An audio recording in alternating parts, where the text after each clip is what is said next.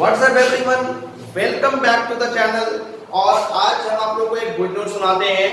Accounts के साथ साथ आप बिजनेस स्टडी और इकोनॉमिक्स के भी सारे क्लासेस हमने यूट्यूब चैनल पे अपलोड करने हैं, तो आप अपने यूट्यूब चैनल से बिजनेस स्टडी और इकोनॉमिक्स के सारे चैप्टर्स भी पढ़ सकते हैं। बस आपको मेरे यूट्यूब चैनल पे जाकर के सब्सक्राइब करना होगा और सब्सक्राइब करके आप वहां से बिजनेस स्टडी, अकाउंट्स और इकोनॉमिक्स के सारे चैप्टर्स पढ़ सकते हैं। तो आज हम लोग स्टार्ट कर रहे हैं बिजनेस स्टडी क्लास 12। अब बिजनेस स्टडी क्लास 12 में हमारा एक चैप्टर है स्टाफिंग। स्टाफिंग जो कि मैनेजमेंट का थर्ड फंक्शन है, और ओवरऑल देखा जाए तो ये 6 नंबर जो हमारा चैप्टर है, इस चैप्टर को हम लोग स्टार्ट करेंगे। 6 नंबर चैप्टर हमारा स्टाफिंग। अब देखिए स्टाफिंग होता क्या है, सबसे पहले तुम लोग इसके बारे में जानना है। Most important chapter from the exam point of view and from the knowledge point of view, दोनों आप इस चैप्टर को अच्छे से पढ़ेंगे। यूट्यूब से जाकर के सब्सक्राइब करेंगे चैनल को और वहां से ये चैप्टर्स का सारा इंफॉर्मेशन आपको मिल जाएगा। तो आइए स्टार्ट करते हैं। स्टाफिंग देखिए होता क्या है। अब एक स्टाफिंग जो होता है एक ऑर्गेनाइजेशन में स्टाफ से रिलेटेड होता है। स्टाफ यानी हमारा जो एम्प्लॉई है उससे रिलेटेड होता है।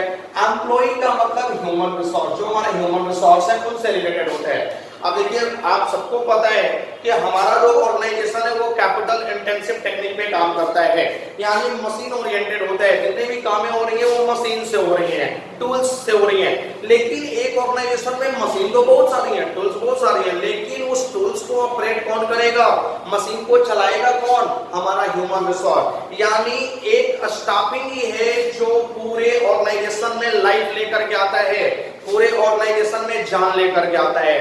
तो हम लोग जानते हैं स्टाफिंग होता क्या है। देखिए हमने लिखे हैं finding the right person, right person को फाइंड आउट करना फॉर द राइट जॉब, सही काम के लिए, यानी सही काम के लिए सही पर्सन को फाइंड आउट करना।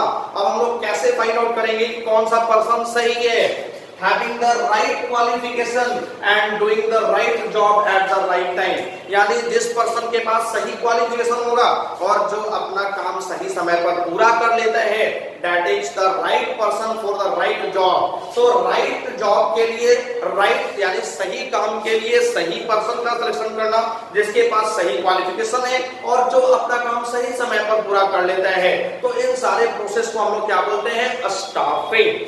अब उसके बाद एक और डेफिनेशन हमने यहाँ पे लिखा है सेकंड में कि ए मैनेजरियल फंक्शन, यानी स्टाफिंग क्या है, एक मैनेजरियल फंक्शन है। कौन करेगा, मैनेजर इस काम को करेगा। Of filling and keeping the vacant job position in the organization. ये सबसे इंपॉर्टेंट पॉइंट है, आप इस पे फोकस करना। सबसे इंपॉर्टेंट पॉइंट क्या बोल रहे हैं, मैनेजरियल फंक्शन होता है of filling and keeping the vacant job position, यानी किसी भी ऑर्गेनाइजेशन में किसी भी एम्प्लॉय को सिर्फ काम दे देना सफिशिएंट नहीं है, जॉब प्रोवाइड करना सफिशिएंट नहीं है। जॉब प्रोवाइड करके उसको कंटिन्यूअस बेसिस पे कीपिंग करके रखना, ये सबसे बड़ी चीज होती है। तो filling and keeping the vacant job position in the organization, that is called staffing.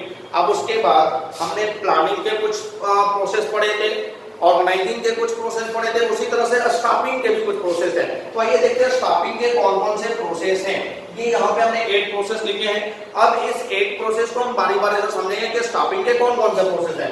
पहला, estimating the man power requirement, यानी सबसे पहले स्टाफिंग प्रोसेस में हमने ये देखना है कि हमारे ऑर्गेनाइजेशन में कितने मैन पावर का नीड्स है, कितने मैन पावर का रिक्वायरमेंट है, यानी कितने एम्प्लॉय का रिक्वायरमेंट है।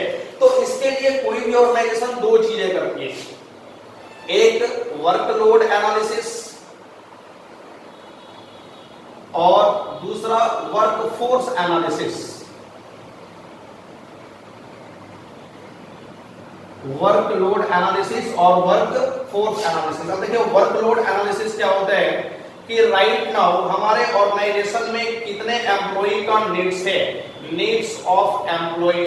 और वर्कफोर्स एनालिसिस, राइट नाउ हमारे यहाँ कितने एम्प्लॉय ऑलरेडी वर्किंग में हैं, ऑलरेडी वर्किंग, कितने एम्प्लॉय हमारे यहाँ पहले से काम कर रहे हैं। अब इसमें हम लोग चेक करते हैं कि अब फॉर एग्जांपल कि हमारे ऑर्गेनाइजेशन में 50 एम्प्लॉय का नीड्स है और काम अभी कर रहे हैं 60, यानी कि नीड्स केवल 50 का है और पहले से काम कितने एम्प्लॉय कर रहे हैं 60, तो 10 एम्प्लॉय एक्स्ट्रा काम कर रहे हैं, इनको हटाओ, इनका कोई जरूरत नहीं है।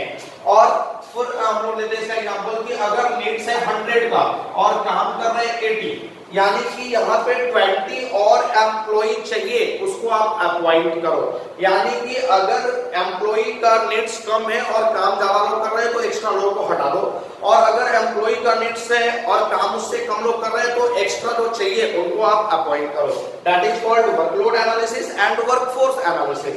अब उसके बाद हमारा सेकंड प्रोसेस आता है रिक्रूटमेंट। अब देखो रिक्रूटमेंट क्या होता है कि जो भी एम्प्लॉय यहाँ पे चाहिए, 100 एम्प्लॉय का नीड्स है, हमारे पास 80 स्टूडेंट थे, 20 एम्प्लॉय एक्स्ट्रा चाहिए वर्किंग के लिए, तो उस 20 एम्प्लॉय का रिक्रूटमेंट करेंगे। रिक्रूटमेंट का मतलब कि attracting more and more persons to apply for the vacant job position in the organization। यानी एक ऑर्गेनाइजेशन में जो वैकेंट जॉब पोजीशन है उसके एप्लीकेशन के लिए मोर एंड मोर पर्सन को अट्रैक्ट करना, that is called the recruitment. अब वहां पे मोर एंड मोर पर्सन को अट्रैक्ट क्यों करना है, चाहिए तो सिर्फ 20 लोग, तो फिर हम मोर एंड मोर पर्सन को अट्रैक्ट क्यों कर रहे हैं अप्लाई करने के लिए? तो देखिए जितना ज्यादा लोग अप्लाई करेंगे ना उतना ज्यादा परफेक्ट एम्प्लॉय मिलने का चांसेस बढ़ जाएगा। तो ये होता है हमारा रिक्रूटमेंट। अब जब रिक्रूटमेंट प्रोसेस कंप्लीट होगा तो नेक्स्ट हमारा सिलेक्शन। देखो सिलेक्शन में क्या होता है कि जॉब के लिए तो अप्लाई बहुत सारे लोगों ने किया है। अब फॉर एग्जांपल कि मेरे पास 20 पोस्ट थे जो वैकेंट थे, 20 कैंडिडेट्स चाहिए थे सुटेबल कैंडिडेट, लेकिन अप्लाई कितने लोगों ने किया, 100 लोगों ने। तो फिर यहाँ 100 लोगों ने जब अप्लाई किया तो हमने जॉब 100 लोगों को नहीं देना है, हमने तो जॉब देना है सिर्फ और सिर्फ 20 लोगों को। अब इन 100 लोगों में से 20 परफेक्ट कैंडिडेट्स को फाइंड आउट करना, that is called the selection. यानी 100 लोगों को जॉब नहीं देना, उसमें से जॉब सिर्फ 20 लोगों को देना है, लेकिन उस 20 लोगों को फाइंड आउट कहां से करना है, इसी 100 लोगों के बीच से। तो इस 100 लोगों के बीच से 20 परफेक्ट और सुटेबल कैंडिडेट्स को फाइंड आउट करना, डिस्कवरिंग करना, that is called the selection. अब जब एक बार सिलेक्शन हो गया, हमने एम्प्लॉय को सेलेक्ट कर लिया, तो फिर अगला प्रोसेस आता है प्लेसमेंट एंड ओरिएंटेशन। प्लेसमेंट का मतलब कि जब हमने एक एम्प्लॉय का सिलेक्शन कर लिया तो अब उसको जॉब पर लेकर के जाना, एक जॉब प्रोवाइड करना, that is called the placement. यानी सेलेक्ट किए गए एम्प्लॉय को जब हमने काम प्रोवाइड कर देना है, हमने काम प्रोवाइड कर दिया तो मैं ये बोलूंगा कि उसका प्लेसमेंट हो गया। अब सिर्फ प्लेसमेंट देना ही सफिशिएंट नहीं है, क्योंकि जब भी एक नया एम्प्लॉय हमारे ऑर्गेनाइजेशन में आएगा तो वो जितने भी पहले से एम्प्लॉय काम कर रहे हैं उनमें से किसी को भी नहीं जानता है, उनके साथ उसको इंट्रोड्यूस कराना होगा, उनके साथ उसको आइडेंटिफाई करवाना होगा। तो उस केस में हमारा ऑर्गेनाइजेशन जो है एक मीटिंग ऑर्गेनाइज करती है, एक फंक्शंस ऑर्गेनाइज करती है, उसमें एग्जिस्टिंग एम्प्लॉय को इस नए एम्प्लॉय के साथ इंट्रोड्यूस करवाया जाता है, उसके साथ फैमिलाइज करवाया जाता है, ताकि ये अपने आप को कंफर्ट फील करे, क्योंकि काम तो इसको एग्जिस्टिंग एम्प्लॉय के साथ ही करना है। तो जब तक उन लोगों के साथ ये अपने आप को कंफर्ट फील नहीं करेगा तब तक ये काम अच्छे से नहीं कर पाएगा। तो उस केस में बाकी लोगों के साथ इंट्रोड्यूस करवा करके कंफर्ट फील करवाना, that is called the orientation. आप इसको जॉब मिल गया, बाकी लोगों के साथ ये फैमिलाइज भी हो गया, कंफर्ट भी फील कर रहा है, काम भी कर रहा है। तो क्या केवल यहाँ पे जॉब देना ही सफिशिएंट है? नहीं। अब हम चाहेंगे कि उस एम्प्लॉय का प्रोडक्टिविटी लेवल बढ़े, अब उस एम्प्लॉय का एफिशिएंसी बढ़े, तो एक एम्प्लॉय के एफिशिएंसी को बढ़ाने के लिए, प्रोडक्टिविटी को बढ़ाने के लिए आप उसको एक एप्रोप्रिएट ट्रेनिंग प्रोवाइड करते हैं। तो ट्रेनिंग एंड डेवलपमेंट में क्या होता है कि एम्प्लॉय के एफिशिएंसी को बढ़ाने के लिए, प्रोडक्टिविटी लेवल को बढ़ाने के लिए आप उसको एक एप्रोप्रिएट ट्रेनिंग देंगे, और जब वो ट्रेनिंग देंगे तो उसका ग्रोथ होगा, दैट मींस उसका डेवलपमेंट होगा। तो ट्रेनिंग एंड डेवलपमेंट। नेक्स्ट हमारा प्रोसेस क्या है, परफॉर्मेंस अप्रेजल। अब जब हमने उसको ट्रेनिंग प्रोवाइड कर दिया, उसका डेवलपमेंट हो गया, तो क्या हम ये चेक नहीं करेंगे कि वो काम अच्छे से कर भी रहा है या फिर नहीं कर रहा है? तो यहाँ पे चेक करना होगा कि जिस एम्प्लॉय को हमने ट्रेनिंग प्रोवाइड किया है वो एम्प्लॉय काम अच्छे से कर भी रहा है या नहीं कर रहा है। तो इसके लिए आता है परफॉर्मेंस अप्रेजल। अब देखिए परफॉर्मेंस अप्रेजल में होता क्या है कि आप एक टारगेट देते हो अपने एम्प्लॉय को, अगर वो टारगेट टाइम पे पूरा कर लेता है और लेस कॉस्ट में पूरा कर लेता है देन उसका परफॉर्मेंस बेटर है। लेकिन अगर वो अपना टारगेट लेस कॉस्ट में पूरा नहीं कर पाता है और ऑन टाइम पूरा नहीं कर पाता है, देन यहाँ पे रिक्वायरमेंट है फिर से अप्रोप्रिएट ट्रेनिंग देने का, तब वो काम करेगा, उसका एफिशिएंसी बढ़ेगा। तो ये चेक करना कि जो टारगेट हमने दिया था एम्प्लॉय को वो टारगेट उससे पूरा हो भी रहा है या नहीं हो रहा है, that is called the performance appraisal. अब जब एक एम्प्लॉय परफॉर्मेंस बेटर कर लेता है तो अब आता है अगला स्टेप हमारा, अगला process promotion and career planning. अब जब एक एम्प्लॉय सही से काम कर रहा है, उसका परफॉर्मेंस काफी हाई लेवल का हो गया, तो अब टाइम आता है कि उसका प्रमोशन कर दिया जाए। देखो प्रमोशन आप सभी लोग जानते हो कि प्रमोशन क्या होता है। प्रमोशन का मतलब होता है कि एक एम्प्लॉय को लोअर पोस्ट से हायर पोस्ट पे लेके जाना, लोअर जॉब से हायर जॉब पर लेकर के जाना, जिसको हम लोग प्रमोशन बोलते हैं। तो एक एम्प्लॉय जब लोअर पोस्ट से हायर पोस्ट पे ट्रांसफर किया जाता है तो उसका ऑथोरिटी बढ़ जाता है, उसका पावर टू टेक डिसीजन बढ़ जाता है, उसका सैलरी बढ़ जाता है। तो जैसे ही एक एम्प्लॉय का परफॉर्मेंस अप्रेजल बेटर होगा, आप उसके कैरियर प्लानिंग के बारे में सोचेंगे, उसका प्रमोशन कर देंगे, ऊपर पोस्ट पे लेकर के चले जाएंगे। और लास्ट हमारा क्या होता है, कंपनसेशन। अब कंपनसेशन मींस व्हाट? कंपनसेशन का मतलब कि जब एक एम्प्लॉय का प्रमोशन हुआ, उसका पोस्ट ट्रांसफर हुआ, वो हायर पोस्ट पे चला गया, तो उसका सैलरी भी बढ़ना चाहिए, उसका बोनस भी बढ़ना चाहिए, उसका डीए भी बढ़ना चाहिए, उसका बहुत सारा कुछ बढ़ना चाहिए। तो ये प्लानिंग हम लोग करेंगे प्रमोशन के बाद कि एक एम्प्लॉय का जब प्रमोशन हुआ तो उसका सैलरी कितना बढ़ा है, उसका डीए कितना बढ़ा है, उसका टीए कितना बढ़ा है, ये सारा कुछ यहाँ पे प्लानिंग होता है, that is called the compensation. तो ये थे हमारे कुछ स्टॉपिंग प्रोसेस। आई होप कि आपको अच्छे से समझ में आए होंगे। और उसके बाद आज के वीडियो में एक लास्ट टॉपिक हम लोग कवर करेंगे, elements of, next topic elements, या इसी को आप बोलते हो कंपोनेंट्स, या इसी को आप बोलते हो एस्पेक्ट्स ऑफ स्टाफिंग। यानी अगर एग्जाम में क्वेश्चन ये आता है, what do you mean by elements of staffing, what do you mean by components of staffing, what do you mean by aspects of staffing, तो इन तीनों में सेम आंसर आएगा। अब देखिए एक स्टाफिंग के एलिमेंट्स की हम बात करें तो जनरली एक स्टाफिंग के 3 एलिमेंट्स होते हैं। पहला हमारा होता है रिक्रूटमेंट, रिक्रूटमेंट के बाद हमारा होता है सिलेक्शन, और सिलेक्शन के बाद हमारा थर्ड होता है ट्रेनिंग एंड डेवलपमेंट,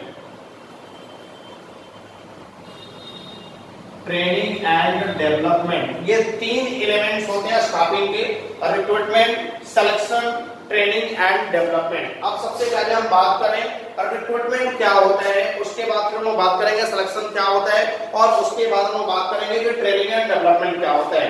तो सबसे पहले हम लोग बात करें, आई होप कि कैमरा फ्रेम से बाहर हमारा वीडियो नहीं जा रहा होगा। अब ये हमारा हो गया। अब रिक्रूटमेंट क्या होता है, तो अभी हमने यहाँ पे पढ़ा कि attracting more and more person to apply for the vacant job position in the organization। एक ऑर्गेनाइजेशन में ज्यादा से ज्यादा लोगों को अप्लाई करने के लिए अट्रैक्ट करना, that is called the recruitment process. तो रिक्रूटमेंट क्या है, आइए हम समझते हैं। यहाँ पे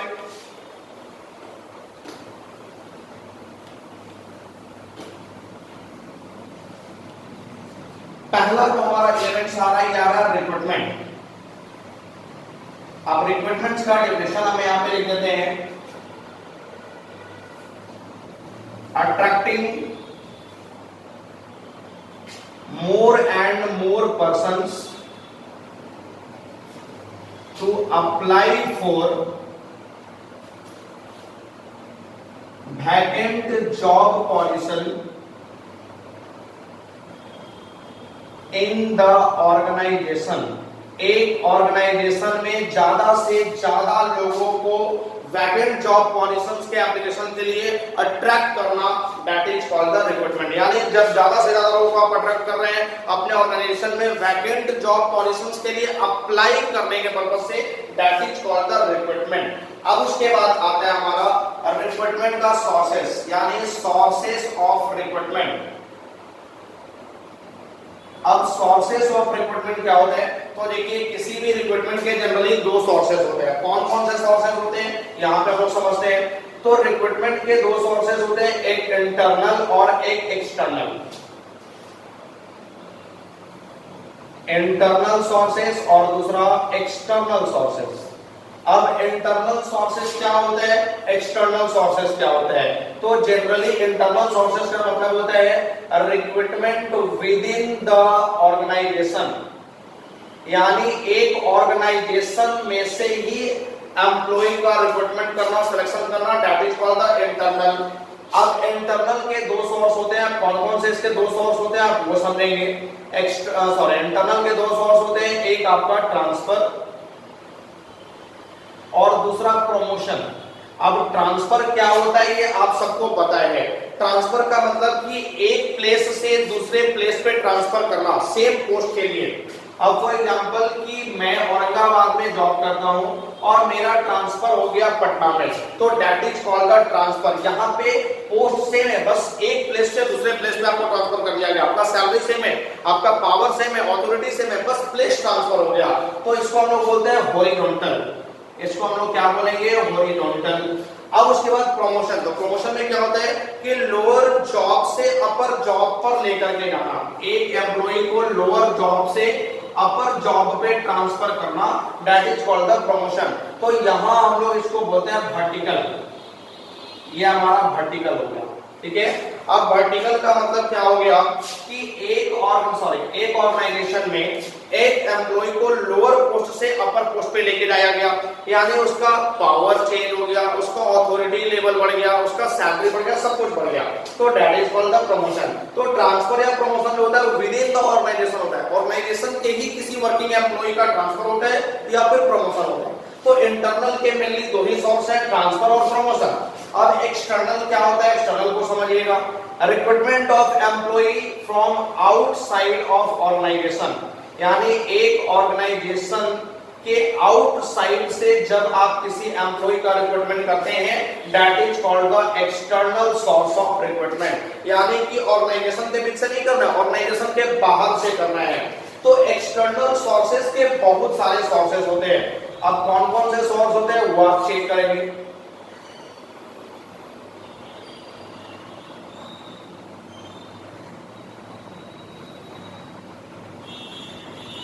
अब देखिए ये सारे बहुत सारे सोर्स होते हैं। सबसे पहला हमारा क्या होता है, डायरेक्ट रिक्रूटमेंट।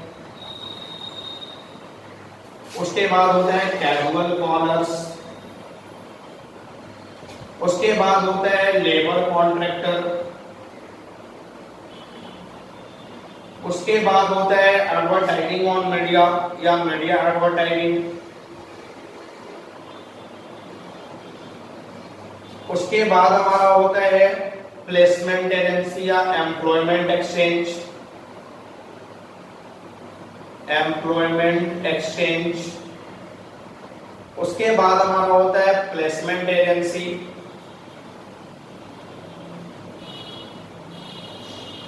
उसके बाद आ जाएगा आपका वेब पब्लिशिंग।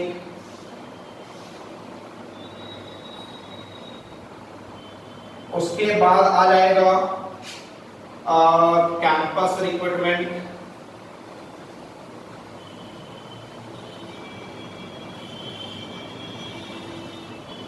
उसके बाद हमारा आ जाएगा एडवर्टाइजिंग ऑन टीवी।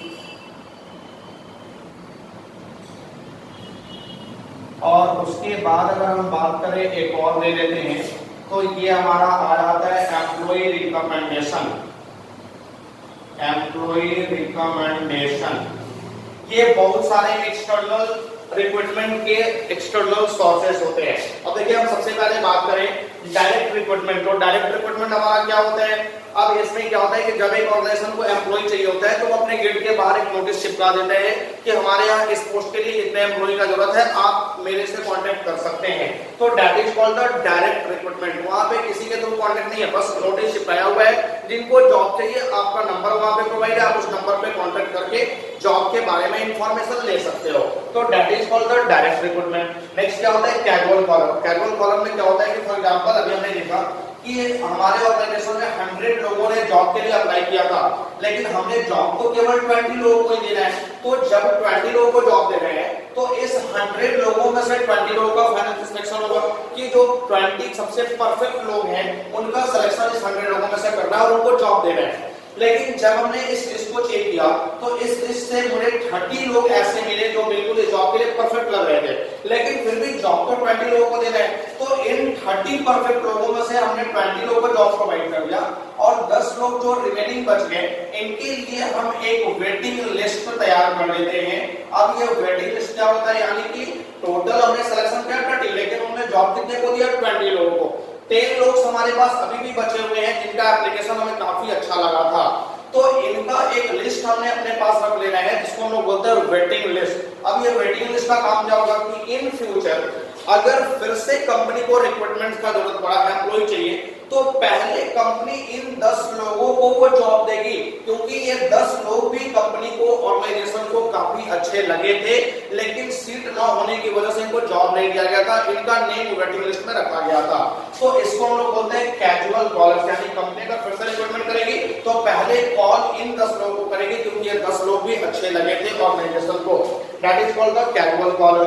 नेक्स्ट हमारा क्या है, लेबर कॉन्ट्रैक्टर। अब लेबर कॉन्ट्रैक्टर क्या होता है कि कुछ वैसे भी कॉन्ट्रैक्टर होते हैं जो अपने पास एम्प्लॉय का, अपने पास लेबर का इंफॉर्मेशन रखते हैं और वो कमीशन बेसिस पे काम करते हैं। अब एक ऑर्गेनाइजेशन को जब भी लेबर का जरूरत होता है तो वो ऑर्गेनाइजेशन इनसे कांटेक्ट कर दिए, इनको लेबर मिल जाता है और ये अपना कमीशन ले लेते हैं, यानी कमीशन लेकर के लेबर प्रोवाइड करने का जो काम होता है तो हम लोग बोलते हैं लेबर कॉन्ट्रैक्टर।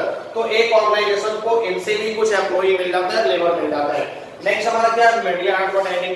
अब देखो आप कभी कभी पेपर में भी देखते हो कि इस ऑर्गेनाइजेशन में इस पोस्ट के लिए ये वैकेंसी है, इतना वैकेंसी है, तो बहुत सारे मीडिया के वे हैं, उन सारे वे में आपका एडवर्टाइजमेंट चला जाना।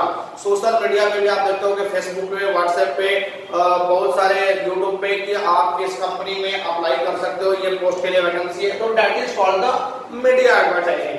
नेक्स्ट हमारा एम्प्लॉयमेंट एक्सचेंज और उसके बाद है प्राइवेट एजेंसी। देखो एम्प्लॉयमेंट एक्सचेंज और प्राइवेट एजेंसी जो है ये दोनों सेम है। दोनों क्या होती है, एम्प्लॉयमेंट एक्सचेंज और प्राइवेट एजेंसी, ये दो लोगों के बीच में लिंक होती है। किसके किसके बीच में लिंक होती है, एक ऑर्गेनाइजेशन या कंपनी के बीच में और दूसरा एम्प्लॉय के बीच में, यानी एम्प्लॉय और ऑर्गेनाइजेशन के बीच में जो एक लिंक ऑर्गेनाइजेशन होती है उसको हम लोग बोलते हैं एम्प्लॉयमेंट एक्सचेंज या प्लेसमेंट एजेंसी। अब देखिए क्या होता है इसका काम कि एक ऑर्गेनाइजेशन को जब भी एम्प्लॉय का रिक्रूटमेंट होता है तो ये ऑर्गेनाइजेशन इसके पास आकर के अपना एम्प्लॉय ढूंढती है, और एक एम्प्लॉय को जब जॉब चाहिए होता है तो वो इसके पास आकर के अपना डेटा छोड़ जाता है। यानी ये जो बीच में ऑर्गेनाइजेशन है इसके पास एम्प्लॉय का बहुत सारा डेटा होता है, तो एक ऑर्गेनाइजेशन को जब भी एम्प्लॉय का नीड होता है वो डेटा इसके पास से आकर उठा लेता है और इसके पास से उसको एम्प्लॉय मिल जाते हैं। एक एम्प्लॉय को जब जॉब चाहिए होता है तो वो अपना डेटा इसके पास छोड़ के चला जाता है। यानी ये एक ऐसा ऑर्गेनाइजेशन है जहां आकर के एम्प्लॉय को जॉब मिल जाता है और ऑर्गेनाइजेशन को एक एम्प्लॉय मिल जाता है। तो इस लिंक्ड ऑर्गेनाइजेशन को हम लोग बोलते हैं एम्प्लॉयमेंट एक्सचेंज या प्लेसमेंट एजेंसी। अब दोनों सेम ही है, एम्प्लॉयमेंट एक्सचेंज और प्लेसमेंट एजेंसी, ये दोनों सेम होता है, लेकिन दोनों में डिफरेंस है, बेसिक सा डिफरेंस कि ये जो ऑर्गेनाइजेशन है इसको गवर्नमेंट भी चलाती है और कुछ प्राइवेट पर्सन भी चलाते हैं। तो जब ये ऑर्गेनाइजेशन किसी गवर्नमेंट के द्वारा चलाई जा रही होगी तो उसको हम लोग बोलेंगे एम्प्लॉयमेंट एक्सचेंज, लेकिन जब ये ऑर्गेनाइजेशन किसी प्राइवेट ओनर के द्वारा चलाया जा रहा होगा तो उसको हम लोग बोलेंगे प्लेसमेंट एजेंसी। तो एम्प्लॉयमेंट एक्सचेंज और प्लेसमेंट एजेंसी दोनों का काम सेम है। नेक्स्ट हमारा वेब पब्लिशिंग। अब वेब पब्लिशिंग का मतलब वही जो काफी फेमस है www. तो www.naukri.com, www.joboffer.com, बहुत सारे वेब पब्लिशिंग है, तो वहां से भी बहुत सारे ऑर्गेनाइजेशन के जॉब के इंफॉर्मेशन मिल जाते हैं। अब एक ऑर्गेनाइजेशन को अगर ये इंफॉर्मेशन बाकी लोगों तक पहुंचाना है तो वो जाकर के किसी न किसी वेब पर पब्लिशिंग में अपना इंफॉर्मेशन, अपना डेटा छोड़ देती है। जैसे www.naukri.com पे जाकर के अपना इंफॉर्मेशन छोड़ दिया, वहां से जो लोग भी सर्च करेंगे इस कंपनी के बैकग्राउंड पे जाएंगे कि भाई इस कंपनी में इतना जॉब खाली है, चलो अप्लाई करते हैं। तो that is called the web publishing. Next हमारा क्या है, कैंपस रिक्रूटमेंट। देखो कैंपस रिक्रूटमेंट क्या होता है कि एक कंपनी और एक कॉलेज, एक ऑर्गेनाइजेशन और एक कॉलेज, दोनों के बीच में एक टाई अप होता है कि जब भी किसी कंपनी को एम्प्लॉय चाहिए वो इस कॉलेज के पास जाकर के जिस टाइप का स्टूडेंट चाहिए उस टाइप में से फाइनल ईयर वाले स्टूडेंट्स का सिलेक्शन कर लेती है। यानी कंपनी को कहीं जाना नहीं है और स्टूडेंट्स को भी कहीं जाना नहीं है, कंपनी कॉलेज कैंपस में आएगी और वहां से फाइनल ईयर वाले स्टूडेंट्स का सिलेक्शन कर लेती है, जिसको जनरली हम लोग कैंपस सिलेक्शन के नाम से जानते हैं। तो ये हमारा कैंपस रिक्रूटमेंट होता है, यानी कॉलेज के पास जाकर के ऑर्गेनाइजेशन को कुछ एम्प्लॉई मिल जाते हैं। नेक्स्ट है हमारा एडवर्टाइजिंग ऑन टीवी। अब देखिए बहुत सारा एडवर्टाइजमेंट टीवी पे भी आते रहता है कि इस कंपनी में इस पोस्ट के लिए इतना वैकेंसी है, उस कंपनी में उस पोस्ट के लिए उतना वैकेंसी है। तो ये एडवर्टाइजिंग ऑन टीवी हो गया। और लास्ट हमारा क्या है, एम्प्लॉई रिकमेंडेशन। एम्प्लॉई रिकमेंडेशन का मतलब क्या होता है कि अब अगर किसी भी ऑर्गेनाइजेशन को एम्प्लॉई का नीड से, स्टाफ का नीड से, तो वो रिक्रूटमेंट करने कहीं बाहर नहीं जाता है, लोगों से अप्लाई नहीं करवाता है। वो क्या करते हैं कि अपने एम्प्लॉई में जो एग्जिस्टिंग एम्प्लॉई काम कर रहे हैं, अपने ऑर्गेनाइजेशन में जो एग्जिस्टिंग एम्प्लॉई काम कर रहे हैं, उन्हीं को वो बोलता है कि भाई मेरे यहाँ 2 और स्टाफ का नीड है, तो आप ही 2 स्टाफ अपने टाइप का ढूंढ करके ले आओ, मैं उनको अपॉइंट करा दूंगा। तो जब कोई भी एम्प्लॉई किसी एम्प्लॉई के थ्रू आता है तो उसको हम लोग बोलते हैं एम्प्लॉई रिकमेंडेशन। तो ये सारे सोर्स थे एक्सटर्नल रिक्रूटमेंट के। तो there are 2 types of recruitment, internal recruitment and external recruitment. तो एक्सटर्नल रिक्रूटमेंट के भी बहुत सारे सोर्सेस हमने पढ़े, इंटरनल रिक्रूटमेंट के भी बहुत सारे सोर्सेस पढ़े। तो आज जो हमने टॉपिक कवर किए वो मीनिंग ऑफ स्टाफिंग, उसके बाद process of staffing, elements of staffing का फर्स्ट पार्ट रिक्रूटमेंट, अभी इसका सेकंड पार्ट और थर्ड पार्ट जो कि selection and training and development, वो कवर अप करेंगे हम लोग नेक्स्ट क्लास में, नेक्स्ट वीडियो में। आई होप कि आपको ये सारे टॉपिक अच्छे से समझ में आए होंगे। आप इनका नोट्स बनाओ और पढ़ना स्टार्ट करो। जहां कहीं भी प्रॉब्लम हो आप कमेंट बॉक्स में मैसेज करके हमें बताओ, मैं उसका सॉल्यूशन नेक्स्ट वीडियो में, नेक्स्ट क्लास में इमीडिएटली दे दूंगा। तो तब तक आप इसको पढ़ो, आप बुक्स का भी लैंग्वेज चेक करो, वहां पे भी सारी इंफॉर्मेशन जो हमने बताया वो मिल जाएगी। तो आप ये पढ़ते रहो, लोगों को बताओ और यहाँ से पढ़ाई करना आप स्टार्ट करो। इवन बिजनेस स्टडी, अब कुछ दिनों के बाद मैं इकोनॉमिक्स का क्लास लेकर के भी आऊंगा, तो इकोनॉमिक्स का भी कंप्लीट सॉल्यूशन आपको मेरे यूट्यूब चैनल से मिल जाएंगे। तब तक के लिए आप इसको पढ़ते रहो, हम लोग मिलते हैं फिर नेक्स्ट वीडियो, नेक्स्ट क्लास को लेकर के।